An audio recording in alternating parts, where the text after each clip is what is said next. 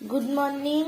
आज के संडे তবুও বা পূর্ণিমা তো কি রান্না করছে চলো দেখি। ব্রেকফাস্টে নিরামিষ পাস্তা। নিরামিষ পাস্তা। পাস্তাটা সিদ্ধ হলো, জলটা ঝরাতে দেবো, এইভাবে পাস্তা হবে।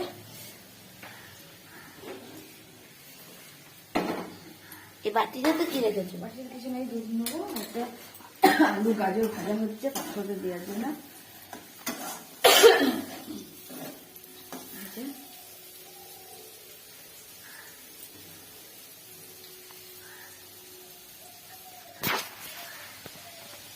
আর এই যে পাস্তা গোল গোল চাউমিনের মতো।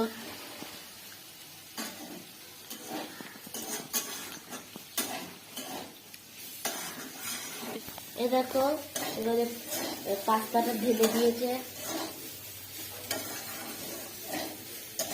এবার যখন পাস্তার ফাইনাল টাচ আপ হবে তখন আবার দেখাবো। এই জন্য পাস্তা মশলা চলে গেল। প্যাকেটটা দেখাও, সানরাইজ পাস্তা মশলা আমরা অ্যাড দিয়ে দিচ্ছি। এত ভালো খেতে, তোমরা ইউজ করতে পারো।